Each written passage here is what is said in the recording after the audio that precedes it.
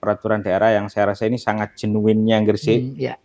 Yang pertama, Perda Ketenagakerjaan itu yang memandatkan 60% itu harus serapan tenaga kerjanya dari Kabupaten Gresik. Saya ingin menegaskan bahwa semua industri di Gresik harus minimal 60%-nya tenaga kerja di Gresik ya. Iya. Perdanya begitu ya.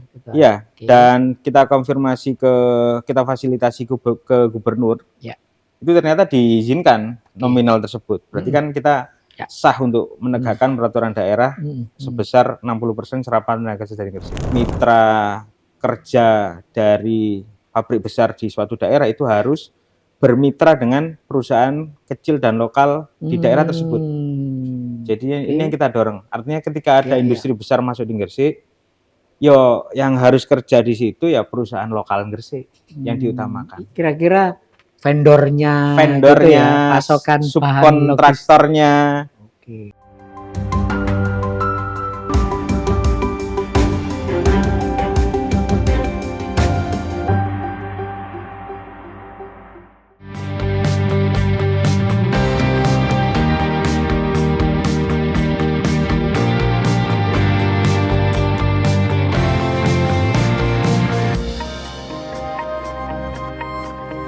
Assalamualaikum warahmatullahi wabarakatuh. Salam sehat dan salam sejahtera untuk kita semua. Kembali bertemu dengan saya Tri Mulyono, pemimpin redaksi Tribun Jatim Network.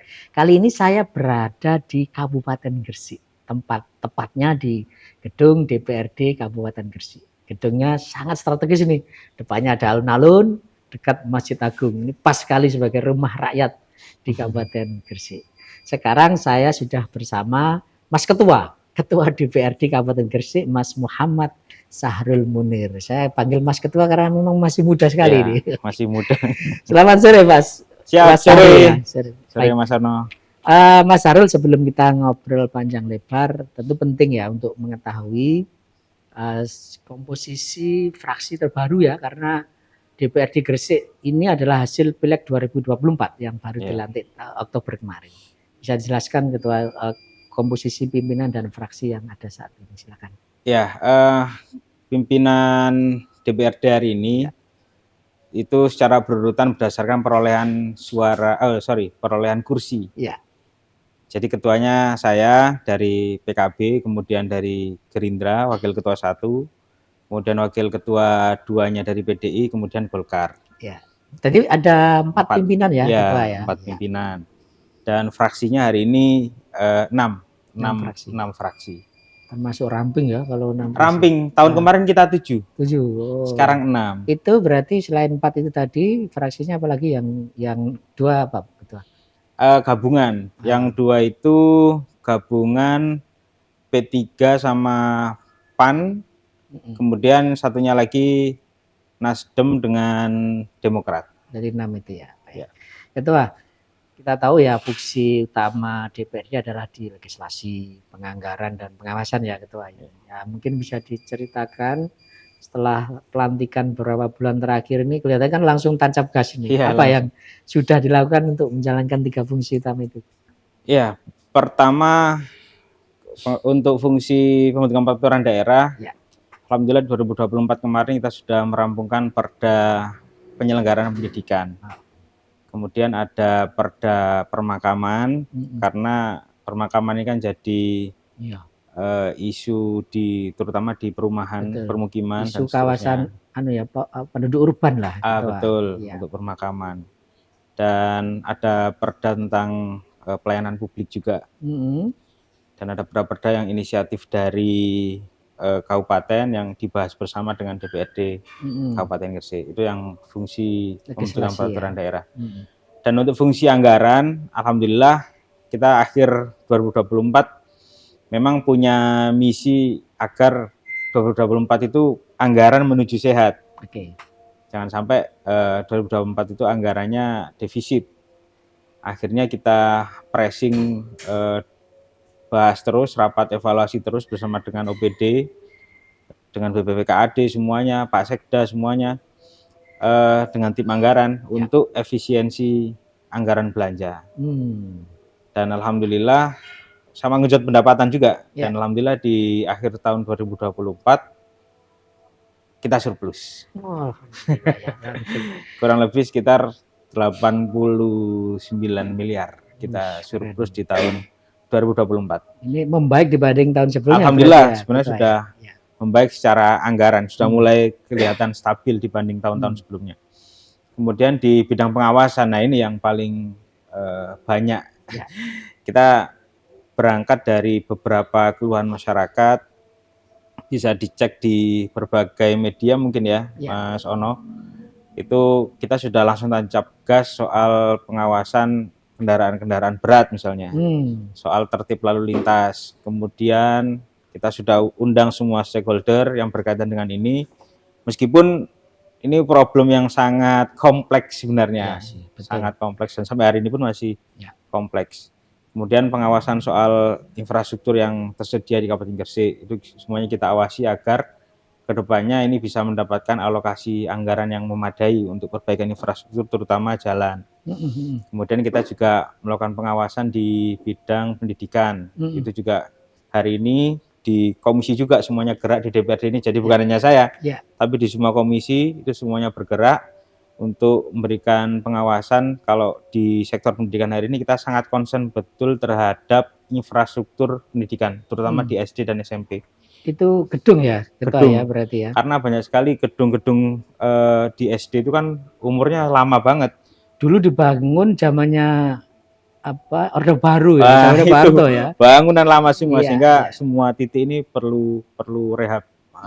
Dan itu anggarannya juga sangat besar, dan kita dengan komisi fokus di soal perbaikan infrastruktur di pendidikan. Kemudian di kesehatan di Gresik ini belum semua puskesmas itu rawat inap, hanya rawat jalan. Padahal ketentuan dari Permenkes itu ada beberapa penyakit, ratusan penyakit itu, 144 kurang lebih penyakit itu harus tuntas selesai dilayani di puskesmas. Nah, kalau ketika ada masyarakat kita yang ke puskesmas terus misalnya nggak bisa rawat inap, akhirnya dia kesulitan untuk dirujuk ke rumah sakit, karena secara peraturan harus selesai di puskesmas, di Vaskes pertama, Vaskes tingkat pertama. Nah, ini yang sedang kita awasi agar kedepannya ini dalam waktu dekat ini dapat porsi anggaran yang cukup, sehingga puskesmas di Kabupaten Gresik ini mudah-mudahan semuanya bisa langsung rawat inap semuanya. Siap.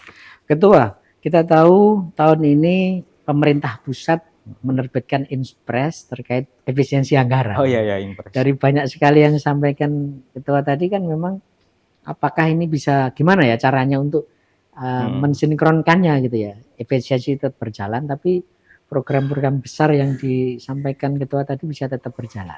Ya, jadi sebenarnya sudah kita bahas juga terkait Inpres dengan tim anggaran pemerintah daerah. Jadi Inpres ini memang dampaknya terhadap daerah sangat signifikan ya, karena mandatnya jelas, ada beberapa jenis belanja yang harus dikurangi berdasarkan persentase yang sesuai dengan peraturan tersebut. Dan untuk kita kemarin kita sudah kalkulasi berapa sih proyeksi anggaran dana transfer pusat ke daerah ini yang turun. Itu soalnya yang paling berdampak dana transfer itu ya, Ketua. Ya, betul. Artinya kalau PAD-nya Gresik aman, sebetulnya dampaknya tidak akan sebesar kalau PAD-nya kecil loh, Ketua. Betul. Gitu ya. Makanya kita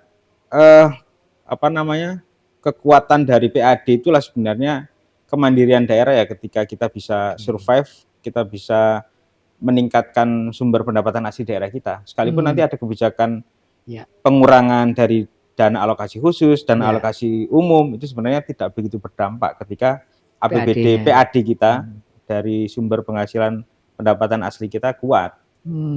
Dan sudah kita proyeksikan itu ada pengurangan sekitar kurang lebih, insya Allah kurang lebih sekitar 39-an miliar kurang lebih untuk keseluruhan pengurangan APBD Kabupaten Gresik. Ya, pengurangan DAK dan DAU di Kabupaten Gresik.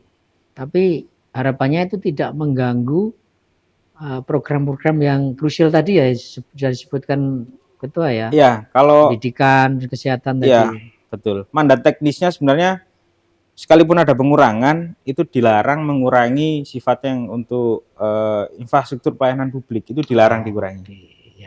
Jadi pengurangan-pengurangan itu saya ngelihat peraturan tersebut itu semangatnya untuk mengurangi belanja-belanja kayak misalnya belanja cetak bukunya, seremonialnya, FGD, kalau kata Pak Prabowo, focus group discussion, kayak gitu-gitu ya, termasuk perjalanan dinas yang dikurangi sebesar 50% kalau perjalanan dinas.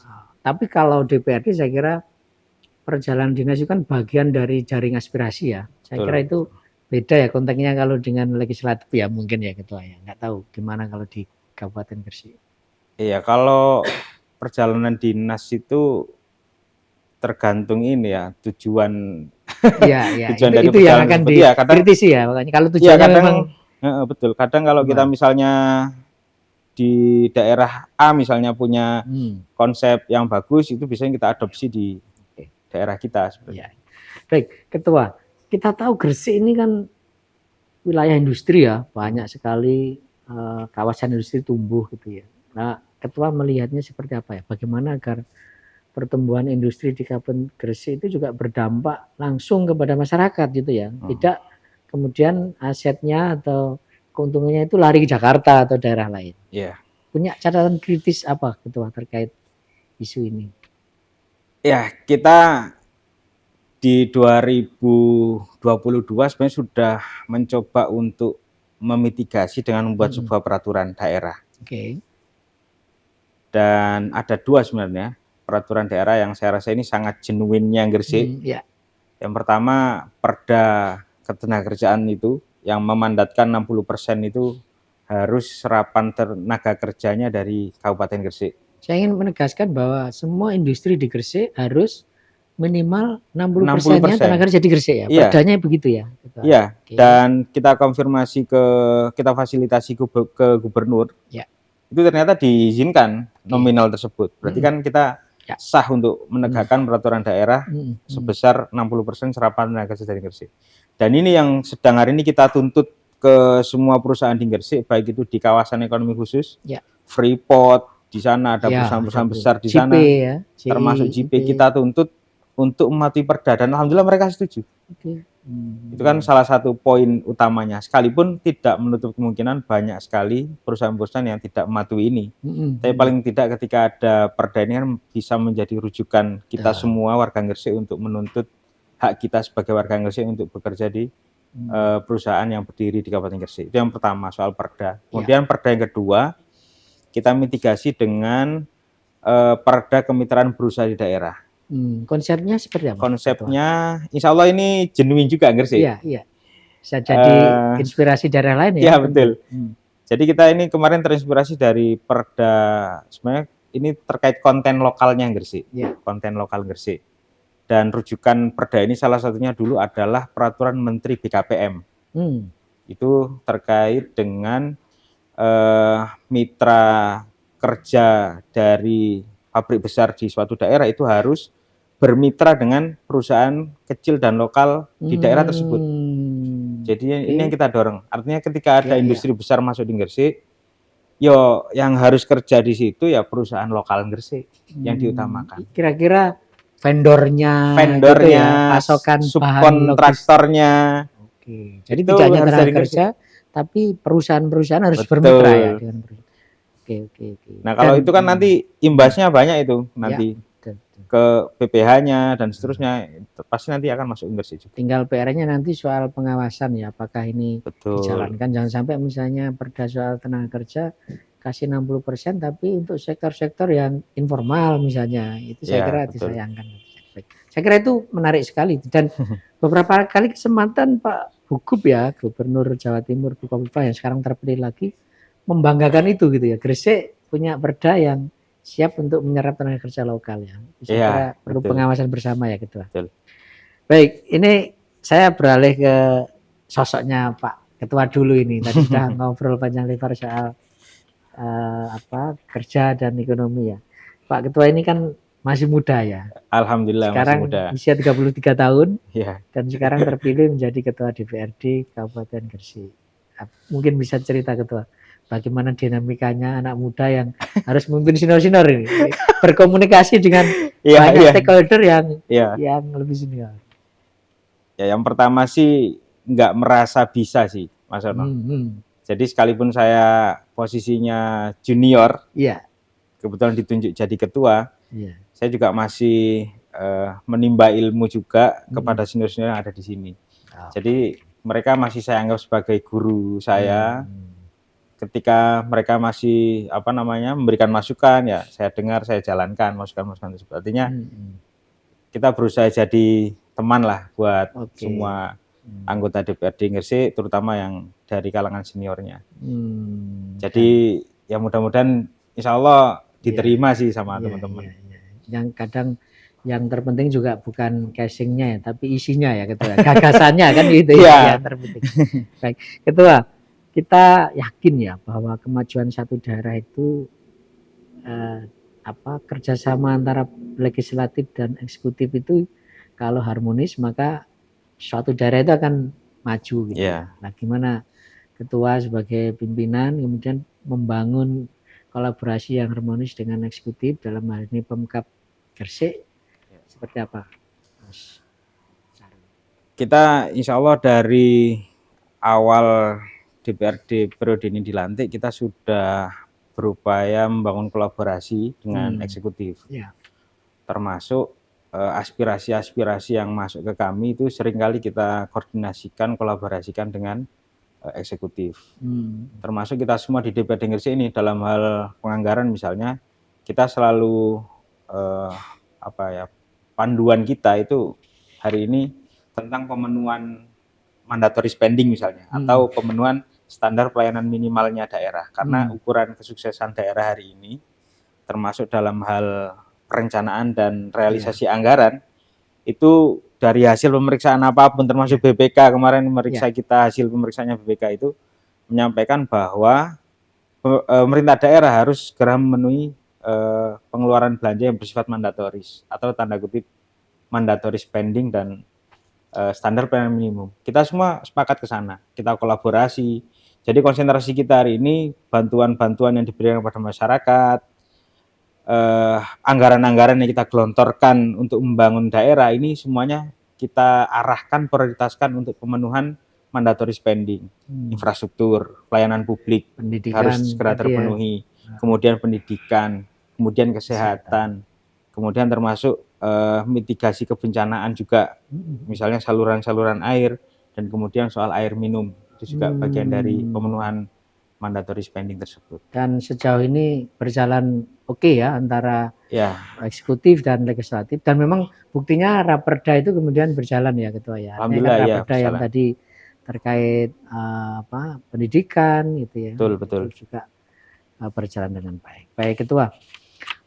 Berikutnya kita juga ingin tahu Ketua, salah satu momok yang sekarang masih dihadapi baik legislatif dan eksekutif adalah kasus hukum korupsi Ketua, kita jelasnya begitu. Nah ini kita tidak ingin eksekutif maupun legislatif di Kabupaten Gresik terjerat masalah yang serupa gitu. Sebagai seorang pimpinan apa yang harus kita lakukan Ketua agar semua anggota DPRD Kabupaten Gresik husnul khotimah sampai akhir 5 tahun ini. Iya. Soal korupsi ini kemarin di periode awal DPRD yang periode ini, alhamdulillah sudah didatangi juga sama KPK. Sudah ya.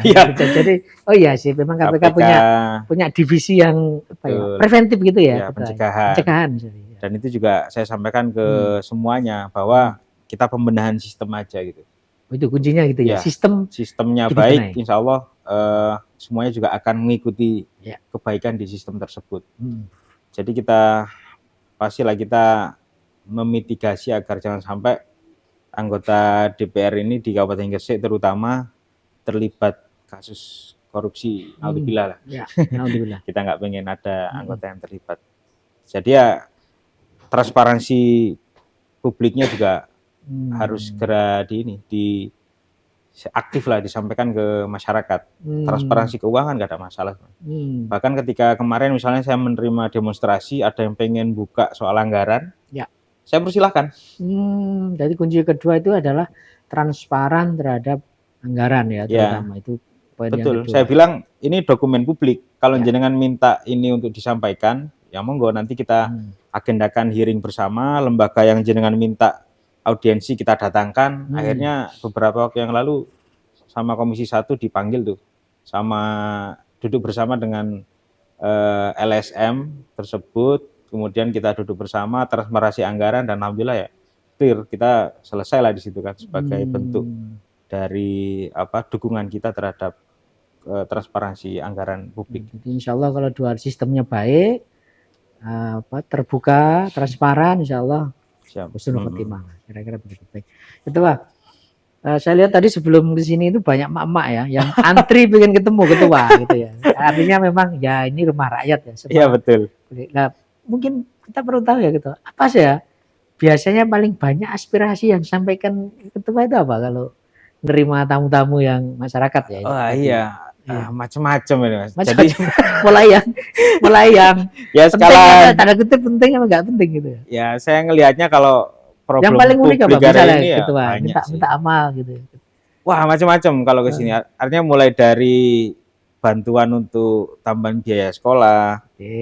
Kemudian bantuan untuk kegiatan, ada yang minta atensi secara kelembagaan, ada yang punya problem fasum-fasosnya perumahan. Kalau tadi ibu-ibu dari pesisir perempuan, ya komunitas pesisir perempuan. Macam-macam, banyak. Jadi urusan pribadi sampai urusan pribadi ya. Iya, urusan umum. Mas Arul sudah menikah apa belum? Ada yang nanya gitu juga. Repotnya jadi wakil rakyat ya, Pak Ketua ya. Ya, jadi kita welcome sih sebenarnya, monggo semuanya terbuka. Dari semua sektor udah, insya Allah banyak yang udah ke sini.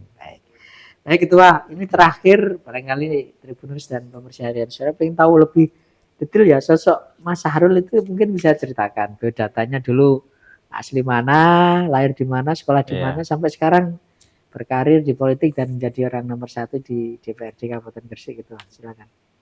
Saya dari Manyar. Manyar itu salah satu kecamatan di Kabupaten Gresik. Di Kabupaten Asli Gresik ya berarti. Asli Gresik. Daerah Wong Tambaan di Manyar itu. SMA-nya di Sedayu. Kalau SD SMP gimana? SD MI MTS saya di desa di Tanggulrejo. Desa Tanggulrejo, kemudian di Manyar juga ya. Ya SMA-nya di Sedayu, mondok di Bunga. Ini anak santri ya. Pondok Pesantren Asafiyah, SMA Negeri 1 Sedayu. Kemudian di kampus UIN Syarif Hidayatullah Jakarta. Kemudian S2 di Universitas Indonesia. Ini sempat keren. Di Senayan lah, Senayan. Nyari karir di parlemen juga sebenarnya di Senayan. Sebagai staf khusus? Ya, tenaga ahli. Tenaga ahli Senayan, ya. Kemudian balik ke Gresik nyalek. Tahun 2000, berarti pemilu 2019 ya Ketua ya. Itu pertama kali terpilih jadi anggota DPRD Gresik. 2004 kemarin terpilih lagi. Alhamdulillah. Alhamdulillah sekarang jadi ketua DPRD Kabupaten Gresik.